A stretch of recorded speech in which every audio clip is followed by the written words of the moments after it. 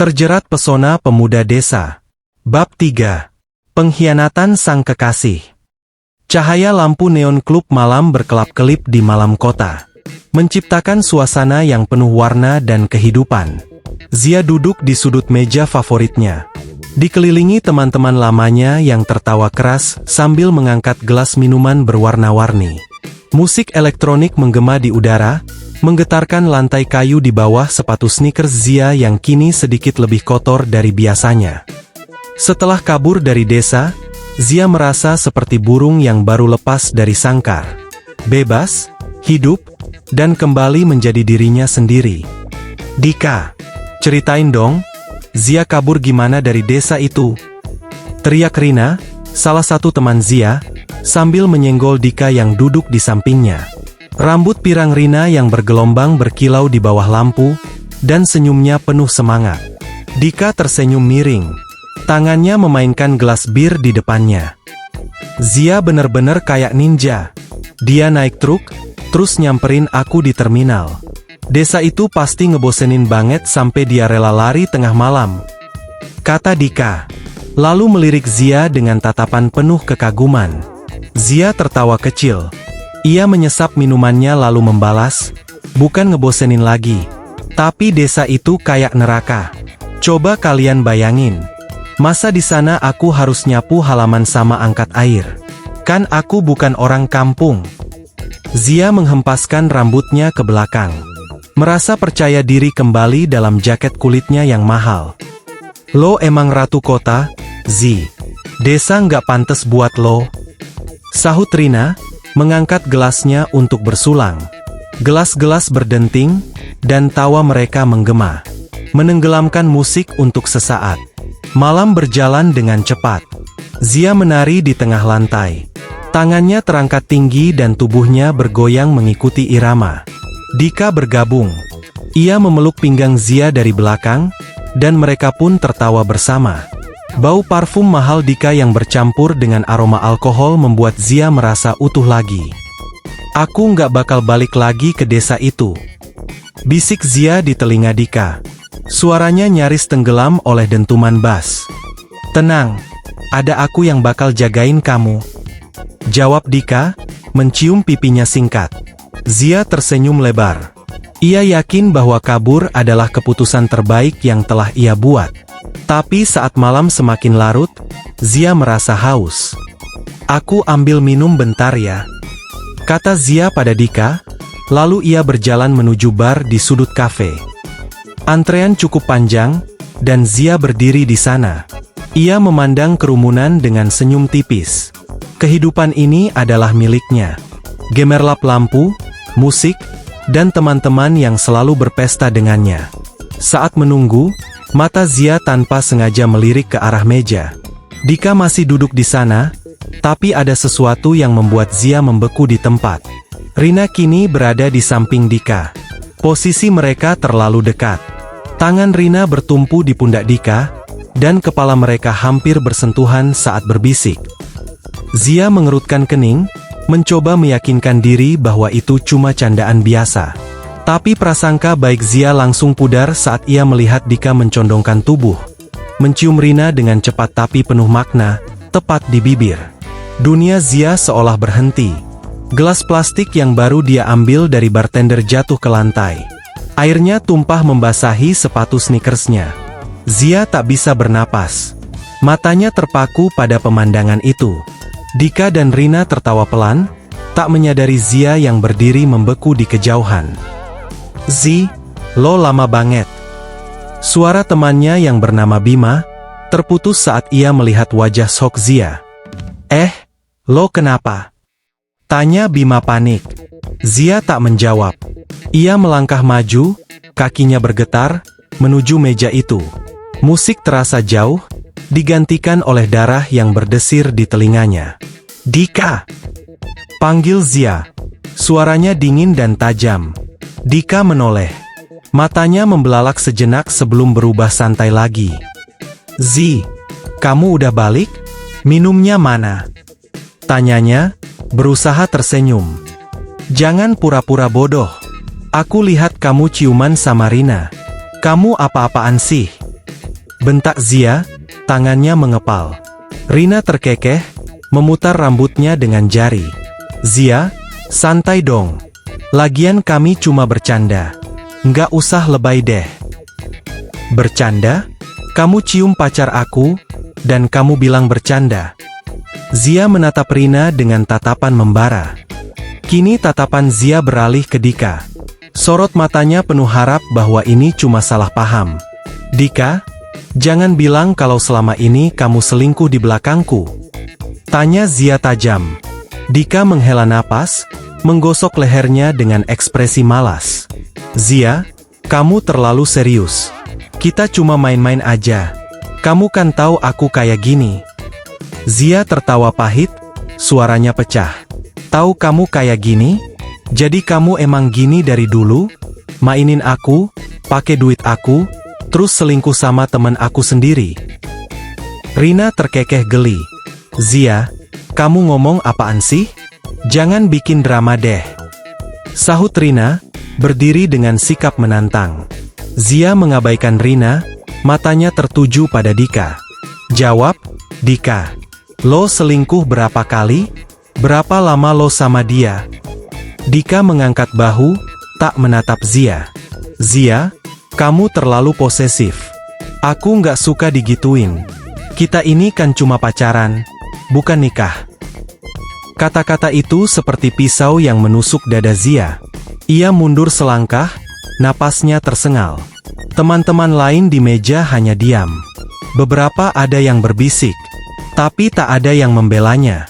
Zia merasa seperti badut di tengah panggung, dikelilingi wajah-wajah yang tiba-tiba terasa asing. Lo pengkhianat, Dika. Kata Zia pelan, suaranya bergetar. Dan lo, Rina. Lo nggak lebih dari teman palsu. Lanjutnya dengan nada getir. Zia pun berbalik, berjalan cepat menuju pintu keluar.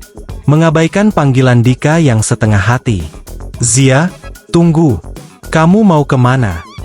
Teriak Dika, tapi dia tak bergerak dari tempat duduknya. Di luar kafe, udara malam kota terasa dingin dan menusuk. Zia berdiri di trotoar, tangannya menutup wajah. Air mata yang dia tahan akhirnya jatuh, membasahi pipinya. Ia merasa bodoh. Kabur dari desa, mempercayai Dika, dan mengorbankan segalanya untuk kehidupan yang ternyata kosong. Teman-temannya, pesta, dan Dika. Semuanya hanyalah ilusi yang dia kejar. Dalam sekejap, semuanya telah hancur. Gumam Zia lirih. Ia memandangi jalanan yang sibuk, mobil-mobil yang melaju tanpa peduli. Di benaknya, wajah Pak Sastro muncul. Ia teringat akan senyum kakeknya yang sabar dan kata-katanya yang lembut. Dan entah kenapa, bayangan Regan dengan kaos sederhana dan tangan penuh kayu ikut menyelinap. Zia menggenggam jaketnya erat, tubuhnya bergetar. Dia tak tahu kemana harus pergi. Kembali ke apartemen terasa salah, tapi desa juga bukan pilihan yang dia inginkan. Tapi satu hal yang pasti, kebebasan yang dia kejar malam ini telah berubah menjadi penjara baru, jauh lebih menyakitkan dari yang dia bayangkan. Di dalam klub, musik terus menggema. Dan Dika kembali tertawa bersama Rina, seolah Zia tak pernah ada. Malam di kota terasa dingin dan tak berperasaan saat Zia berdiri di trotoar di luar kafe. Tangannya masih menutupi wajah yang dibasahi oleh air mata. Lampu-lampu neon berkedip di kejauhan, dan suara klakson mobil mengisi udara. Tapi semua itu tak lagi terasa seperti rumah baginya. Pengkhianatan Dika dan tawa Rina masih bergema di kepalanya, menusuk seperti duri yang tak bisa dicabut. Zia menarik napas dalam, mencoba menenangkan dirinya. Tapi dadanya terasa sesak, penuh dengan kehampaan yang baru dia sadari. Aku nggak punya tempat lagi. Gumam Zia pelan. Matanya memandang jalanan yang sibuk. Apartemennya terasa jauh. Dan teman-temannya yang dulu dia anggap keluarga, ternyata hanyalah topeng yang runtuh dalam satu malam. Zia menggenggam jaket kulitnya erat. Mencari kehangatan yang tak ada, lalu membuat keputusan yang tak pernah dia bayangkan sebelumnya. Yaitu kembali ke desa. Zia berjalan menuju terminal kecil tempat dia tiba beberapa jam lalu. Langkahnya berat tapi penuh tekad. Terminal itu sepi, hanya beberapa penumpang yang duduk menunggu dengan wajah lelah. Ia mendekati seorang sopir bus tua yang sedang merokok di dekat kendaraannya. "Ke desa Sumber Jaya ada?" tanya Zia, suaranya serak karena menangis. Sopir itu, pria kurus dengan kumis tebal, meliriknya sekilas. "Ada, Mbak. Berangkat sebentar lagi. Tiketnya 30.000. Jawab sang sopir seraya menghisap rokoknya dalam-dalam. Zia mengangguk. Lalu ia merogoh dompetnya yang kini hampir kosong lalu menyerahkan uang kepada sang sopir. Akhirnya Zia naik ke bus. Ia memilih kursi di dekat jendela, dan menatap keluar dengan tatapan kosong. Bus bergerak perlahan, meninggalkan kota yang dulu dia cintai, membawanya kembali ke desa yang dia benci. Perjalanan terasa lama meski hanya 2 jam. Zia bersandar di jendela, merasakan getaran mesin bus di kepalanya. Pikirannya berputar liar. Gambar Dika yang mencium Rina, tawa teman-temannya yang tak peduli, dan kebodohan dirinya yang mempercayai mereka. "Aku bodoh banget," bisik Zia, air mata mengalir pelan di pipinya. Zia langsung menghapus air matanya. Berusaha menyembunyikan kelemahannya meski tak ada yang melihat. Saat bus akhirnya berhenti di pinggir jalan desa, fajar baru saja menyelinap di cakrawala. Langit berubah menjadi campuran merah muda dan biru, menerangi sawah yang membentang luas. Zia pun turun dari bus. Koper kecilnya diseret di tanah berdebu. Udara pagi terasa segar, membawa aroma rumput basah, tapi dia tak peduli. Zia berjalan menuju rumah Pak Sastro. Setiap langkahnya penuh dengan rasa malu dan kekalahan. Rumah kayu itu berdiri tenang di ujung jalan setapak, dan asap tipis nampak keluar dari cerobong dapur. Zia berdiri di depan pintu, ragu untuk mengetuk. Kakek pasti bakal marah, ucap Zia, membayangkan wajah Pak Sastro yang kecewa. Tapi sebelum dia sempat memutuskan, pintu terbuka, dan Pak Sastro muncul dengan kemeja kotak-kotak lusuhnya. "Zia," pria tua itu membelalak, lalu buru-buru melangkah mendekat. "Kamu kemana aja semalam? Kakek cari-cari kamu di sekeliling desa, tapi kakek nggak bisa nemuin kamu." Suaranya penuh kekhawatiran, tapi tak ada nada menghakimi. Zia menunduk, tak bisa menatap mata kakeknya. "Sebenarnya aku kabur ke kota," katanya pelan, suaranya pecah. "Tapi aku udah balik sekarang." Zia melanjutkan. Pak Sastro menghela napas panjang, lalu meletakkan tangan di pundak Zia. "Masuk dulu. Kamu pasti capek," ujarnya lembut, lalu menuntun Zia ke dalam. Zia tak melawan, membiarkan dirinya dipandu seperti anak kecil yang tersesat. Di dalam, rumah itu masih sama. Sederhana, hangat, dan penuh kenangan yang Zia coba abaikan. Pak Sastro menyuruhnya duduk di kursi kayu tua, lalu berjalan ke dapur. Tak lama kemudian, dia kembali dengan segelas teh hangat dan sepiring pisang goreng. "Makan dulu. Kakek tahu kamu lapar," kata Pak Sastro, meletakkan piring di depan Zia. Zia memandang teh dan pisang itu, matanya berkaca-kaca lagi. "Kakek nggak marah sama aku?" tanyanya. Suaranya hampir tak terdengar. Pak Sastro tersenyum tipis. "Marah? Kakek cuma khawatir. Kamu cucu kakek. Mau kamu kabur kemanapun, kakek tetap tunggu kamu balik." Kata-kata itu menghantam Zia seperti angin lembut yang menghapus sedikit beban di dadanya. Zia mengangguk pelan. Kemudian ia mengambil pisang goreng dan menggigitnya kecil-kecil. Rasanya sederhana, tapi hangat. Jauh berbeda dari minuman mahal yang dia nikmati semalam. "Aku pikir kota bakal nerima aku balik. Tapi teman-temanku dan Dika, mereka semua bohongin aku," kata Zia setelah beberapa saat, seraya menatap teh di tangannya. Pak Sastro mendengarkan diam-diam. Sorot matanya penuh pengertian. "Kadang orang yang kita sayang bikin kita sakit, Zia.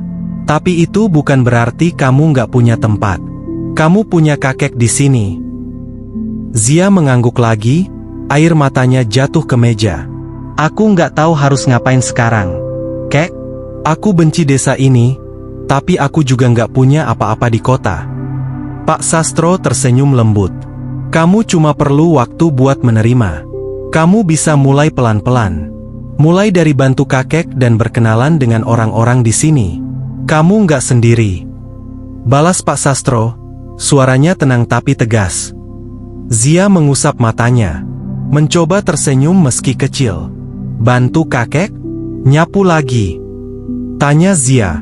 Nadanya sedikit bercanda meski masih rapuh. Pak Sastro tertawa kecil. Iya, nyapu. Tapi kalau nggak mau, bantu masak juga boleh. Kita cari pekerjaan yang kamu suka. Zia tak menjawab langsung.